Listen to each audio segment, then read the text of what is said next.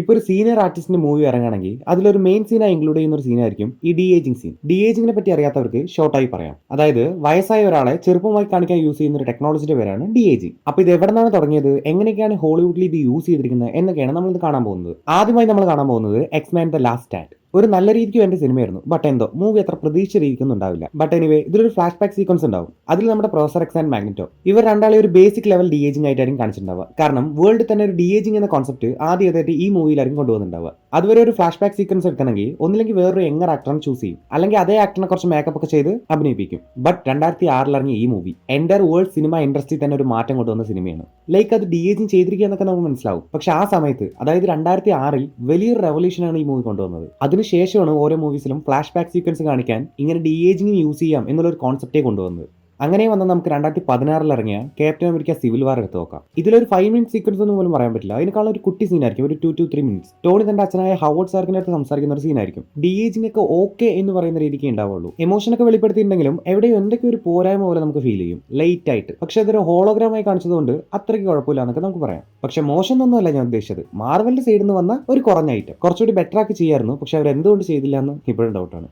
പിന്നെ അങ്ങനെ കുറച്ച് പുറകോട്ട് പോയി നോക്കിയാൽ 2015 ഇറങ്ങിയ ടെർമിനേറ്റർ ജെനിസിസ്. ഫ്യൂച്ചറിൽ നിന്ന് വരുന്ന ഒരു യങ് ടെർമിനേറ്ററിനെ ആയിരിക്കും കൊണ്ടുവന്നിട്ടുണ്ടാവുക. ബട്ട് ഇവിടെ കൊണ്ടുവന്നിരിക്കുന്നത് നമ്മുടെ ഇപ്പോൾ അർണോൾഡിനെ ഡി ഏജിങ് ചെയ്തിട്ടൊന്നുമല്ല. Full and full completely C G use ചെയ്തിട്ടായിരിക്കും അവർ ഈ സീൻ മേക്ക് ചെയ്തിട്ടുണ്ടാവുക. അതായത് അവഞ്ചേഴ്സിൽ താനോസിനെ കൊണ്ടുവന്ന പോലെ ഒരാളെ അഭിനയിപ്പിച്ച് അതിനുശേഷം അതിന്റെ മേലെ വി എഫ് എക്സ് ചെയ്തിട്ടൊന്നുമല്ല. Full and full C G മാത്രം യൂസ് ചെയ്തിട്ട്. പിന്നെ ചില സീനിൽ മാത്രം, അതായത് ഓൾഡർ അർണോൾഡിന്റെ കൂടെ ഫൈറ്റ് ചെയ്യുന്ന ചില സീൻസ് മാത്രം ബോഡി ഡബിളിനെ വെച്ചിട്ട് എടുത്തിട്ടുണ്ടാവും. കാരണം അർണോൾഡിന് മനസ്സിലാവണമല്ലോ ഒരു യങ്ങർ വേർഷന്റെ കൂടെയാണ് ഫൈറ്റ് ചെയ്യുന്നതെന്ന്. അതുകൊണ്ട് മാത്രം ഒരു സ്റ്റെൻമാനെ ബോഡി ഡബിളിനെ കുറച്ച് സീനിൽ മാത്രം യൂസ് ചെയ്തിട്ടുണ്ടാവും. ബട്ട് ബാക്കിയുള്ള സീക്വൻസ് ഒക്കെ full and full C G ആണ്. ബട്ട് അത് നല്ല രീതിക്ക് തന്നെ വന്നിട്ടുണ്ടാവും. മുന്നിൽ നിൽക്കുന്നത് ഒരു സി ജി ക്യാരക്ടർ ആണെന്ന് പോലും നമുക്കത് കണ്ടുപിടിക്കാൻ പറ്റില്ല. അത്രയ്ക്ക് പെർഫെക്റ്റോടെ ആയിരിക്കും അവരത് ചെയ്തു വെച്ചിട്ടുണ്ടാവുക. ആ മുഖത്തുള്ള സ്ട്രക്ചർ, ജോലൈൻ, ഇതെല്ലാം ആ 80s വന്ന അതേ ടെർമിനേറ്ററിനെ ഈ 2015 അതേപടി കൊണ്ടുവന്നിട്ടുണ്ടാവും. അന്ന് ഈ സീൻ ഒറിജിനലായി അഭിനയിച്ച അർണോൾഡ് പോലും 2015 എടുത്ത ഈ സീൻ കണ്ടിട്ട് ഇംപ്രസ് ആയിട്ടുണ്ടെങ്കിൽ ആ വി എഫ് എക്സിന്റെ ക്വാളിറ്റി നമുക്ക് ഊഹിക്കാവുന്നതേ ഉള്ളൂ. ആൻഡ് പിന്നെ കുറച്ച് മുന്നോട്ട് പോയാൽ എന്റെ personal favourite Pirates of Caribbean Dead Man Tell Not A. Pirates of Caribbean കണ്ടുകൊണ്ടിരിക്കുമ്പോൾ ഒരു സർപ്രൈസ് സീക്വൻസ് ആയിട്ടായിരിക്കും ഈ സീൻ വരിക. കഴിഞ്ഞുപോയ ഒരു പൈറ്റ്സ് ഓഫ് കരീബിയൻ മൂവിയിലും നമുക്ക് ഇതുപോലൊരു ഡി ഏജിങ് സീൻ എവിടെയും കാണാൻ പറ്റില്ല.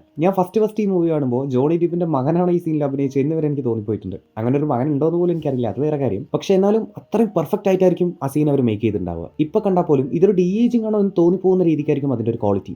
അപ്പൊ ജാക്ക് സ്പാരോനെ ഒരു 20 വയസ്സുള്ള ഒരു ചെക്കനെ പോലെയാണ് കാണിക്കേണ്ടത്. ബട്ട് ജാക്ക് സ്പാരോയെ അഭിനയിച്ച ജോണി ഡീപ്പിന് വയസ്സ് 42 പക്ഷെ അവർക്ക് ഈ ഡി ഏജിങ് സീൻ എന്തായാലും കംപ്ലീറ്റ് ചെയ്തേ പറ്റൂ. അപ്പോൾ അവർ എന്ത് ചെയ്യുന്ന ആലോചിക്കുമ്പോഴാണ് അവർക്ക് ടെക്നിക്കലി ഒരു പോസിബിൾ ആവുന്ന ഐഡിയ കിട്ടുന്നത്. അതായത് ജോണിയുടെ ഫേസ് വേണേ യങ്ങാക്കാം, ബട്ട് ബോഡി, ജോണിയുടെ ശരീരം ഒരു ചെറുപ്പക്കാരന്റെ പോലെയല്ല. അതുകൊണ്ട് അവർ ഒരു 20 വയസ്സുള്ള ഒരു ആക്ടറിനെ വിളിച്ചുകൊണ്ട് വന്ന് ദെൻ ആ യങ് ആക്ടറിന്റെ ഫേസിന്റെ മുകളിൽ ജാക്ക് സ്പാരോന്റെ ഡി ഏജ് ചെയ്ത മുഖം കൊണ്ടുവച്ചിട്ടാണ് അവർ ഈ സീൻ കംപ്ലീറ്റ് ചെയ്തത്. പിന്നെ വെറും ചെറുപ്പമാക്കി കാണിച്ചാൽ മാത്രം പോരാ, ആ എമോഷൻ നമുക്ക് കൺവേ ആയിരിക്കണം. 100% നമുക്കത് കൺവേ ആയിട്ടുണ്ട് എന്ന് തന്നെ പറയാം. അത്രയ്ക്ക് ബ്യൂട്ടിഫുൾ ആയിട്ടായിരിക്കും ആ സീക്വൻസ് അവർ കൊണ്ടുപോയിട്ടുണ്ടാവുക. ആ ഒരു യങ് ഏജിലും ജാക്ക് സ്പാരോന്റെ ആറ്റിറ്റ്യൂഡും മാനേഴ്സും ഒക്കെ നമുക്ക് കാണിച്ചു തന്നിട്ടുണ്ടാവും. പിന്നെ കപ്പൽ തകർക്കാൻ ഒരു പ്ലാൻ എടുത്ത് ആ പ്ലാൻ വിജയിച്ചതിന് ശേഷം ഒരു നടന്നു വരവുണ്ട്. വേണമെങ്കിൽ വേറൊരു ആക്ടർ വെച്ച് ഈ എൻ്റയർ സീക്വൻസ് അവർക്ക് ചെയ്യായിരുന്നു. പക്ഷെ വേറൊരു ആക്ടർ വെച്ച് ചെയ്താൽ ഒരിക്കലും ഈ ഒരു പെർഫെക്ഷൻ കിട്ടുമെന്ന് നമുക്കറിയില്ല. ഈ മൂവി നിങ്ങൾ കണ്ടിട്ടില്ലെങ്കിൽ ഞാൻ സജസ്റ്റ് ചെയ്യുന്ന ഒരു മസ്റ്റ് വാച്ച് ആയിട്ട് ഇരിക്കുന്നത്. പിന്നെ അങ്ങനെ കുറച്ച് മുന്നോട്ട് പോയാൽ 2021 ഇറങ്ങിയ സ്പൈഡർമാൻ നോ വേ ഹോം കണ്ടുകൊണ്ടിരിക്കുമ്പോൾ തന്നെ ഒരു സർപ്രൈസ് എൻട്രി ആയിരിക്കും നമ്മുടെ ഓക്ടീവ്സിന്റെ. 2004 സ്പൈഡർമാൻ 2 വന്ന അതേ ആൽഫ്രഡ് മൊളീന, അതായത് ഓക്ടീവ്സ്, സെയിം അതേ ഓക്ടീവ്സിനെ നമുക്ക് സ്ക്രീനിൽ കാണാൻ പറ്റും. അതും 2021. 17 വർഷത്തെ ഗ്യാപ്പിൽ ആ മനുഷ്യന് നല്ല മാറ്റം വന്നിട്ടുണ്ട്. പക്ഷെ അതൊന്നും മൂവിയിൽ നമുക്ക് ഒരു പ്രാവശ്യം പോലും കാണാൻ പറ്റില്ല. അത്രയ്ക്കും പെർഫെക്റ്റ് ആയിട്ടായിരിക്കും മാർവൽ ആ ഡി ഏജിങ് ചെയ്ത് വെച്ചിട്ടുണ്ടാവുക. 2004 വന്ന സ്പൈഡർമാൻ ഒക്ടീവ്സിനെക്കാളും കുറച്ചുകൂടി ചെറുപ്പമായി കാണിച്ച പോലെയാണ് എനിക്ക് ഫീൽ ആയത്. പിന്നെ ചെറിയൊരു സീനിൽ സാൻഡ്മാൻ ഡി ഏജിങ് പോലെ കാണിച്ചിട്ടുണ്ടാവും. ആ പഴയ അതേ 2007 ഇറങ്ങിയ സ്പൈഡർമാൻ 3 സാൻഡ്മാൻ. ബട്ട് അത് ഡി ഏജിങ് അല്ല. കറക്റ്റായി പറഞ്ഞാൽ ഈ മൂവിയിൽ ആ മനുഷ്യൻ അഭിനയിച്ചിട്ടേ ഇല്ല.